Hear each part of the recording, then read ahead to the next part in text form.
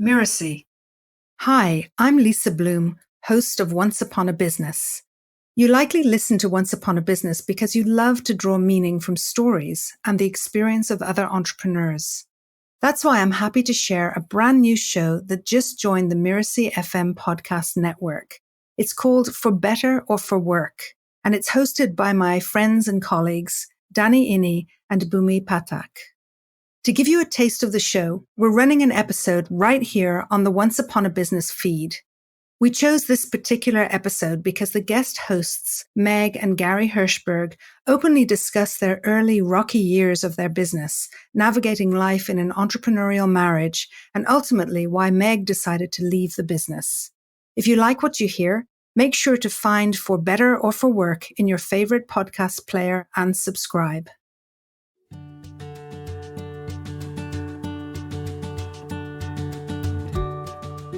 Hello, and welcome to For Better or For Work. This is the show that explores what it's like to work together as a couple. My name is Gary Hirshberg. And I'm Meg Hirshberg. I joined Gary at Stonyfield Farm in 1986 and started working for the company right away. Today we're here to listen to and react to Danny Inni and Bhoomi Pathak's conversation, Should We Work Together? But first, Gary, do you remember that I met Danny when he wrote to me asking if he could use the title of my book as the title of this podcast? I didn't recall that, but did you ever think at that time that you and I would actually be guest hosts on that very same podcast? Nope, but here we are. Well, let's hear what Danny and Bhoomi have to say.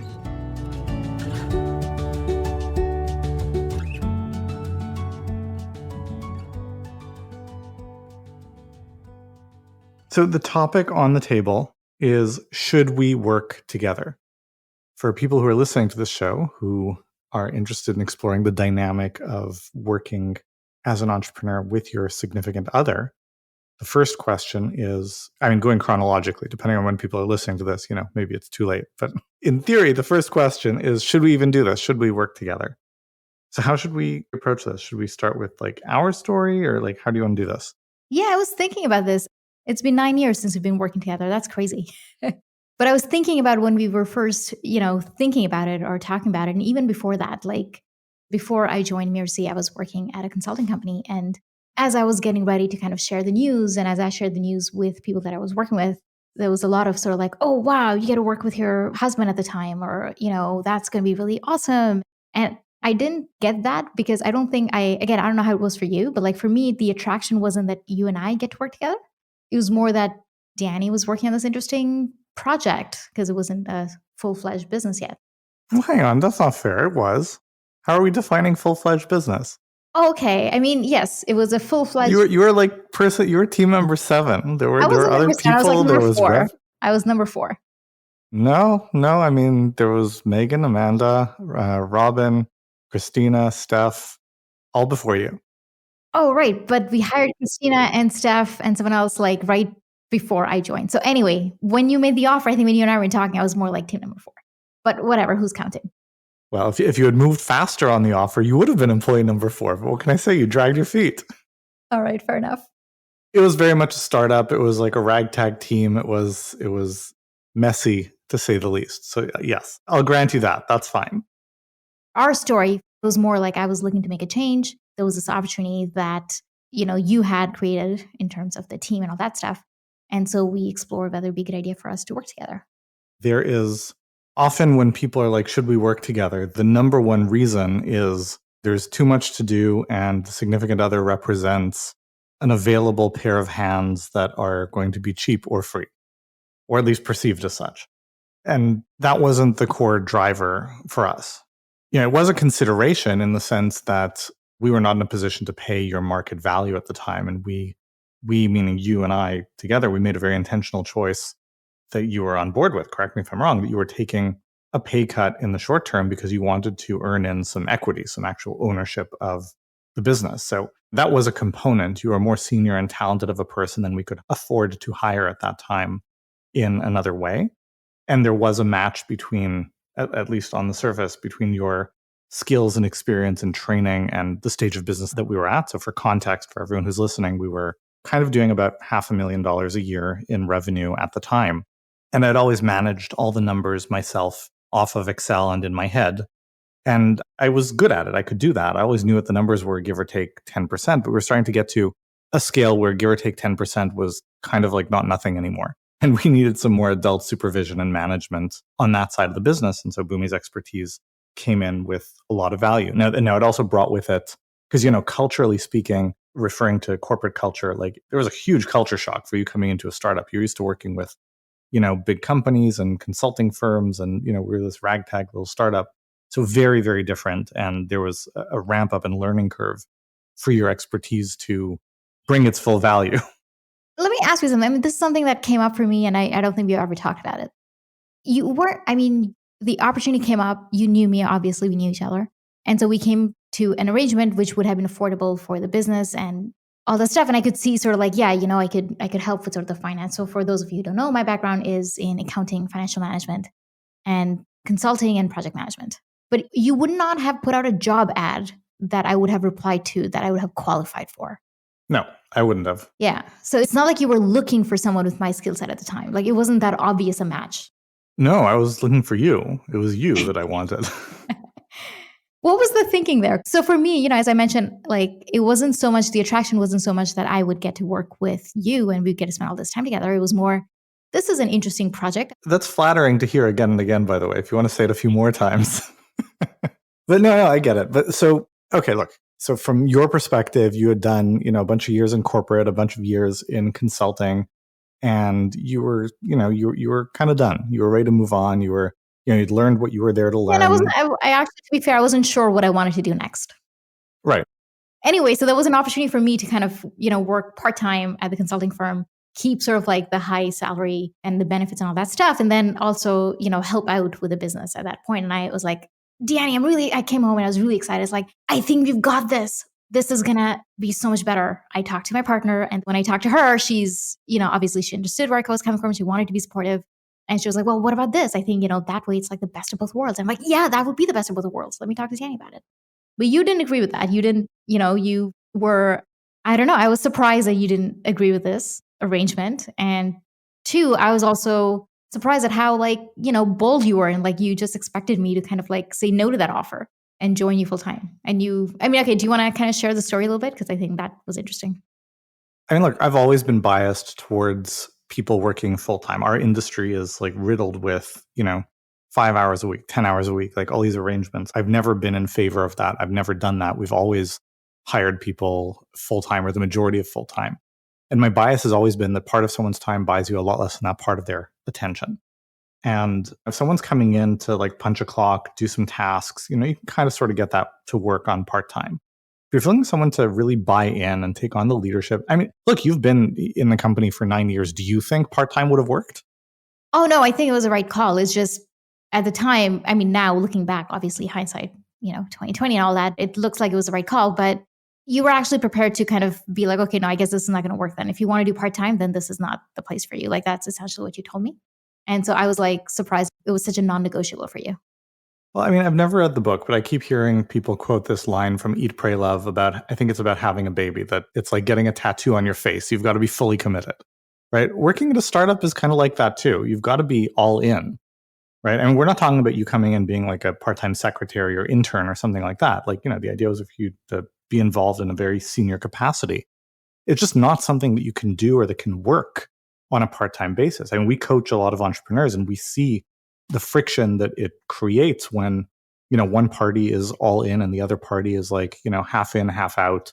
It creates a huge disparity in terms of what's going in, what the expectations are, et cetera. I don't think that works.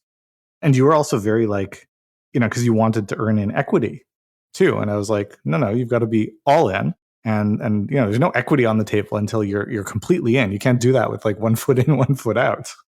I knew you could bring a lot of value because I have a ton of respect for you. And it's part of why I love you and why I'm happy to be married to you, right? You're a beautiful woman, but you're a lot more than the pretty face. So there's a lot of substance there. Oh. And so, no, I think that's not news. But so there was a lot of fit there for sure.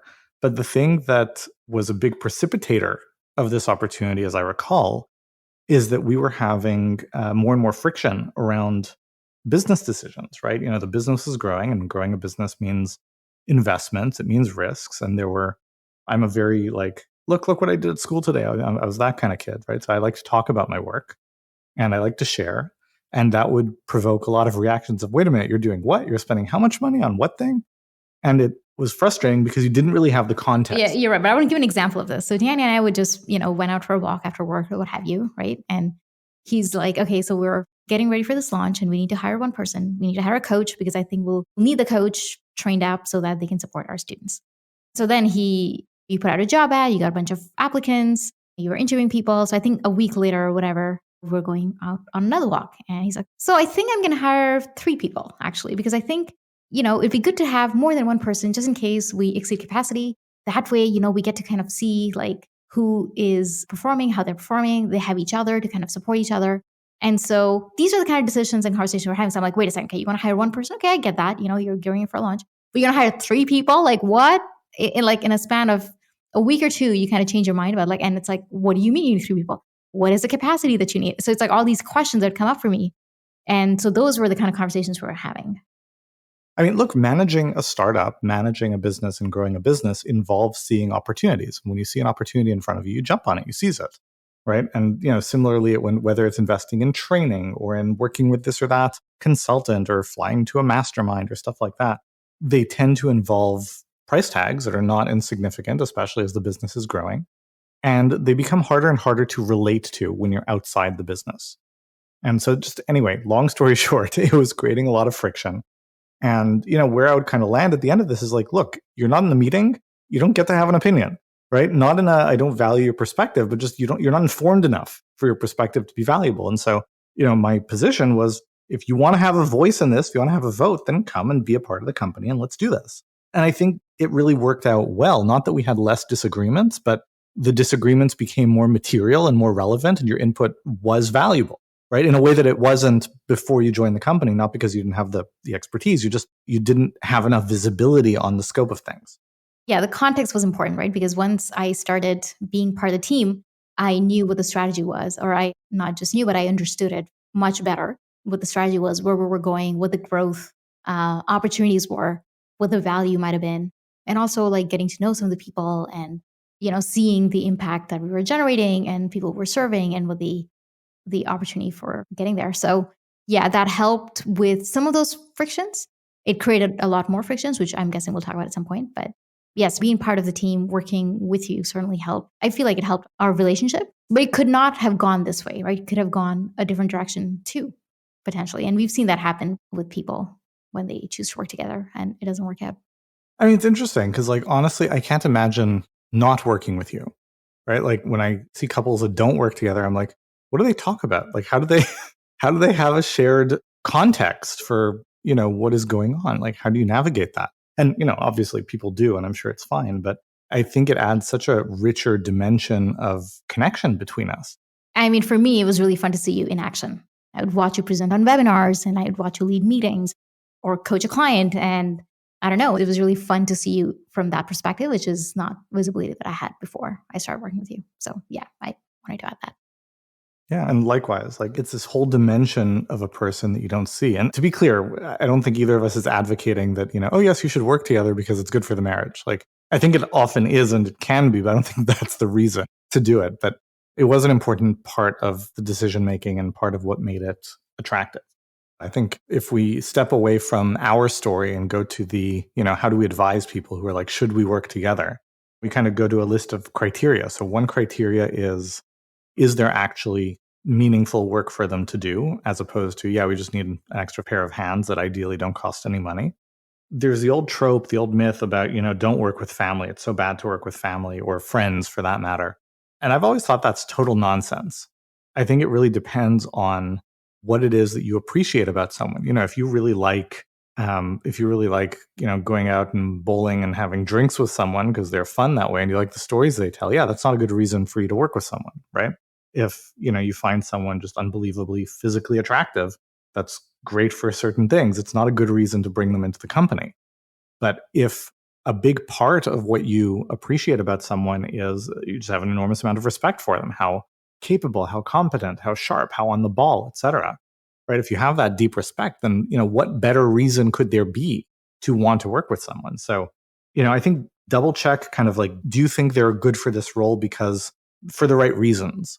Or is it just like, well, there's a warm body and it's really close and they'll probably work for free, right? That's not a good reason to do this. I mean, the warm body argument is fine for short term. It's like we just have this, busy period we need to get through. And maybe the busy period happens every, 6 months or so. Can someone help out? I think it's fine as you're growing to do that. And as you're doing it, it could also be a good opportunity to kind of explore what else, how does it feel to work together? Is there a bigger contributor value that this person can be adding? Is there a different arrangement that could work for both? We work with a lot of coaches and consultants and entrepreneurs who are in a context or in a family context where their spouse doesn't understand, the appeal or the attraction of owning a business. And to be fair, that was the case with me before I met Danny. So I come from a family of accountants. We believe in stability and consistency and job security. So someone wanting to start a business, I didn't see the attraction. Climbing the corporate ladder was my career trajectory or my career aspiration at that point. And if that's the case, whether because they've always had corporate jobs or they haven't had jobs and they don't understand the entrepreneurship context, it's helpful to participate in the venture in some way, shape, or form. So I just want to say, I agree, it's not the same as being part of the business or owning a business if you're just helping out. But even just helping out gives you a lot more visibility and it'll probably help your relationship versus just not being involved at all in the business. Yeah, I agree with that. Look, it's not that different from, so people can't tell hearing our voices necessarily, but you're Indian, you're from India, you grew up there. And so at one point even though obviously, your parents are Indian, we eat Indian food and, there's all that stuff going on. But at some point in the relationship, you were pregnant with Priya. So I guess 7.5 years ago, we went to India, right? We took a trip because this is part of your heritage and this is part of your culture. And yes, we like to travel and we've gone different places, but this was different. This was not just let's take a trip somewhere interesting, right? It had historical, cultural significance to you. And therefore, to me, I was interested. So it's a little bit analogous to that. Like helping out with the business is a little bit of like, I want to understand the culture of where you come from professionally. Yeah, no, that's a great analogy. You took a huge pay cut to come work in the company. And then over the course of a few years, your salary was right-sized and then continued to grow based on the value that you were adding. I mean, you're making more today in the company than you probably would have made if you'd stayed in the corporate world. Correct me if you disagree. Not to mention the incredible flexibility and all that kind of stuff. I'm not sure. I feel like I stopped tracking that a while ago. But like either way, I think it's at the very least, it's on par. It would, yeah. I mean, if it's not on par, then, and again, it depends on what's important to you, right? So it's important for me to be compensated according to my value. So if it wasn't on par, then again, I don't know that it would have been sustainable. Another important point is that when I decided to join you, and I was able to take the pay cut, it's because we could afford it, right? We had a tiny condo, no kids at the time. And so we had a lot of flexibility in terms of like, for maybe I could take a pay cut because it has an impact on our family income. So I could take a pay cut and we would be okay. And, if it doesn't work out, I can always go back to my corporate job or consulting or what have you, and I'd be fine. But that said, one of the concerns I had about joining you in the business was the lack of diversification. So it'd be like having all our eggs in one basket. If the business did great, excellent, we would both benefit from it. Our family would be great, would be fine, and would have stability and security. But if the business tanked for some reason, then, both our sort of earning power is tied to that. And that would not be good, at least for probably a few months, and then we'd figure it out. Yeah. And there's a compensatory relationship between, on the one hand, how much can you afford to take the risk? And on the other hand, how much do you believe in the opportunity and really want to do it? And, as long as the balance of those two things feels like it kind of tracks, like, maybe it does feel like a bit of a risk, but I really want to do it. I really believe in it. Whereas, I believe in it, but, not quite as much. But on the other hand, we can afford to take the risk a lot more. Like, as long as that balances. Yeah, that makes sense. Exactly. And so, just as our kids are growing up and we, sometimes take a step back and we hear them say things and we're like, oh, wow, I can't believe they said that. I can't believe how mature they've become. I can't believe they are our kids. I often rather feel the same way about our business, which is like, oh, look at that. And look at the team and the culture and the impact and the community and that has been cool. It's not always obvious when you're in the weeds of like, dealing with day-to-day stuff, but like taking a step back, just like as in parenting, right? Day-to-day, you can have a lot of frustrations and issues and things that you're solving for, and also, fun and joy and happiness and all that stuff. But it's really cool to be able to take a step back and look at what we've created and know that this is sort of like our baby, I suppose. Yeah, no, absolutely.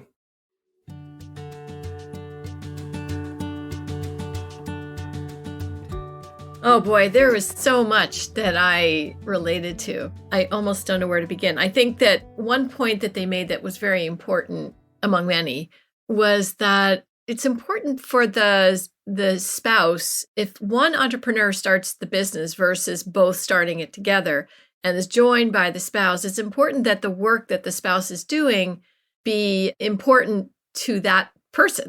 Otherwise, it's kind of a square peg in a round hole, which, as they said, can work for, short term, but is not really a good fit for the long term. And I think that was part of the issue in our situation, which was different, very different, because our business was losing money and it was very much like an all hands on deck situation. And I was not skilled or interested or trained at all to work in sales and eventually to work in the yogurt factory too for a short stint. These things were not, were not up my alley, but I did them because I was pitching in. We were on this farm. There weren't a lot of other opportunities for me. And my hands were needed. But ultimately, it wasn't a fit for me. And I think that was a great point that they made. Yeah, I have to say that engaging your spouse because they are an available pair of hands is a terrible idea. And I loved listening to their back and forth, the deep appreciation that they had for each other. And I don't think they may understand how critical that combination probably was to making this work. It wasn't, I think, just that Bhoomi had knowledge that Danny needed to have in the business, as he said, stepping up professionally. I think there's a level of deep admiration that really made it work. I had that in spades for my bride here, but as Maggie said, this was not a great place for her. Not only were the jobs not what she did or were inclined to do, but something we also have to talk about here is there's a giant difference between us in terms of risk tolerance. I'm a classic entrepreneur, ready, fire, aim guy. Maggie is very scientific, very deliberate, needs to know what's around the corner, how are we going to go there, and the aim is really important before the ready even starts. It was instructive early on, but this was a bad fit.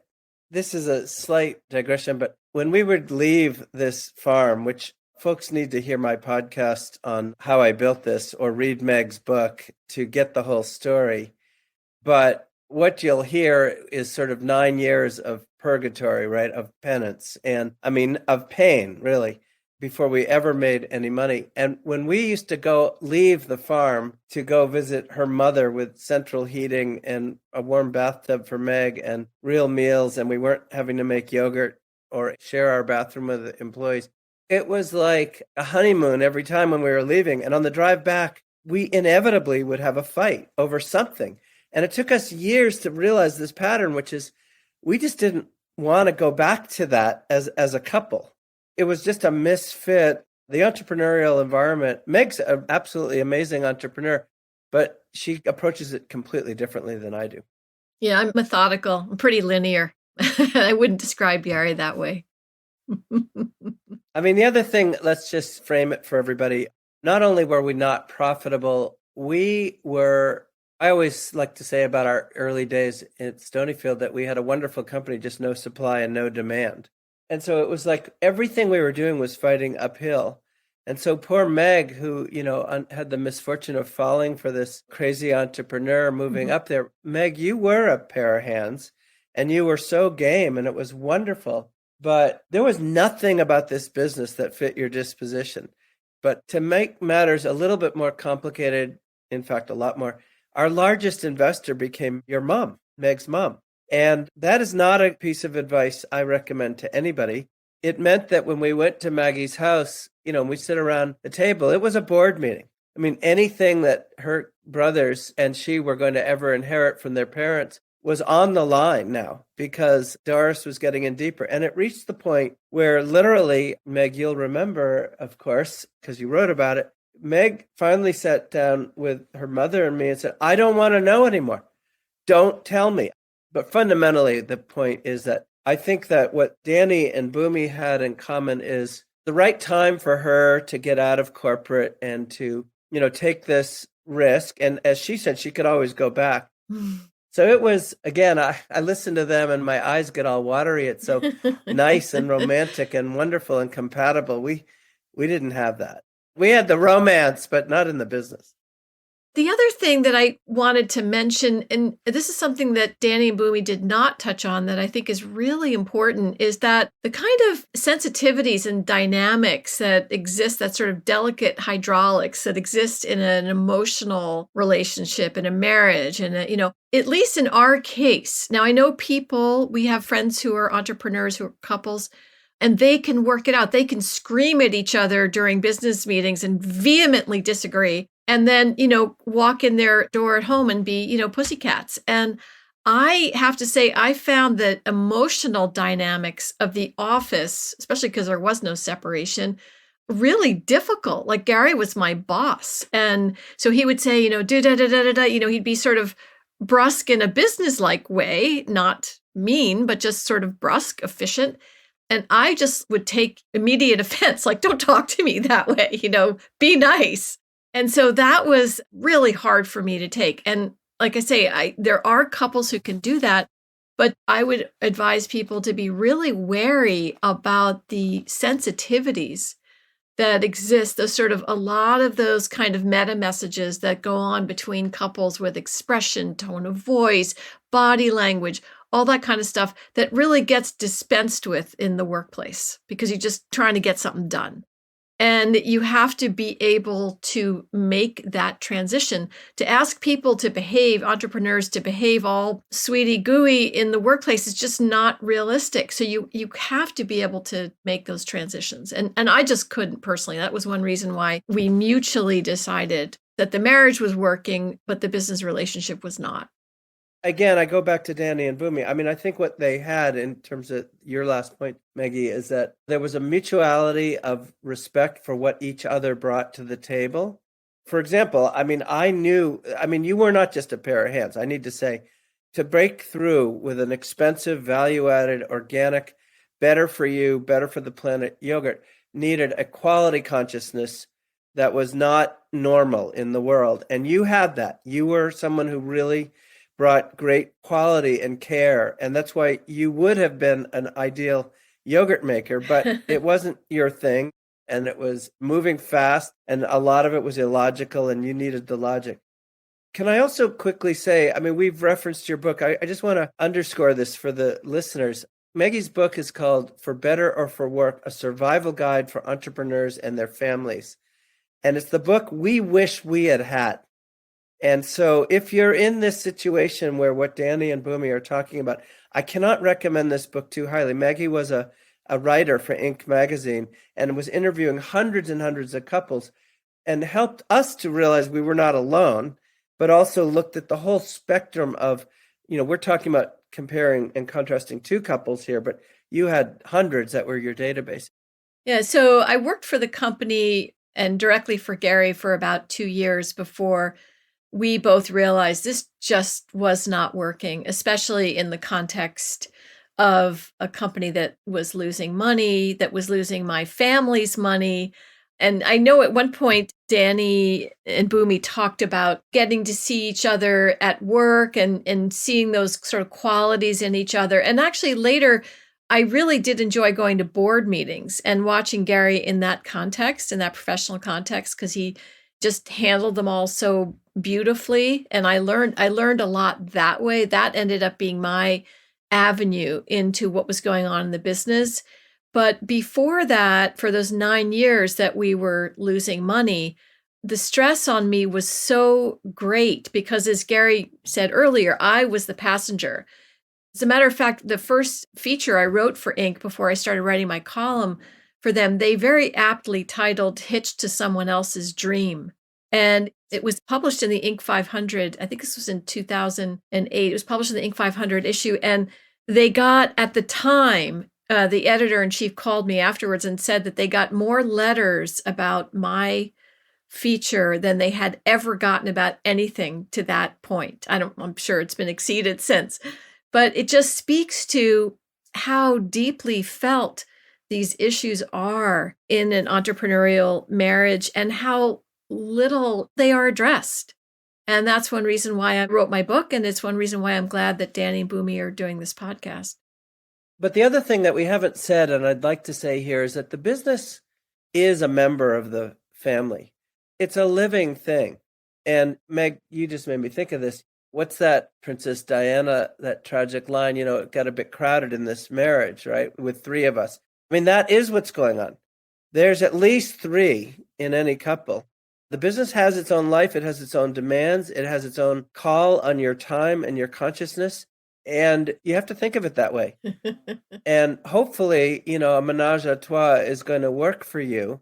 But it's, of course, likely that it isn't, certainly on every issue.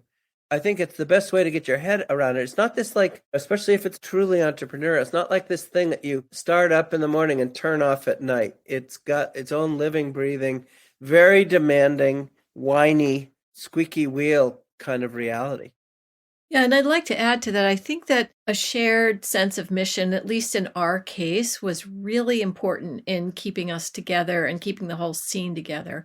I mean, if we had been making, widgets or chips or something, I think it would have added a whole different kind of stress. I mean, I didn't support the business because of all the financial challenges, but I really supported the product and the mission. So I believed in what Gary was doing. And fast forward into our current lives, we're both now in our mid-60s. And thanks to the success of this mission and this company, we've been able to turn to more charitable reflections of that. So Gary's got his Entrepreneurship Institute that he does is really to benefit startup and mid-sized companies. And I've had cancer 3 times, and I started a program for cancer survivors that is lifestyle transformation, basically teaching people how to live healthier lives that can reduce their risk of cancer recurrence, or chronic illness. And so these efforts of ours are really further manifestations of an original mission that we really shared about healthier planet, healthier people.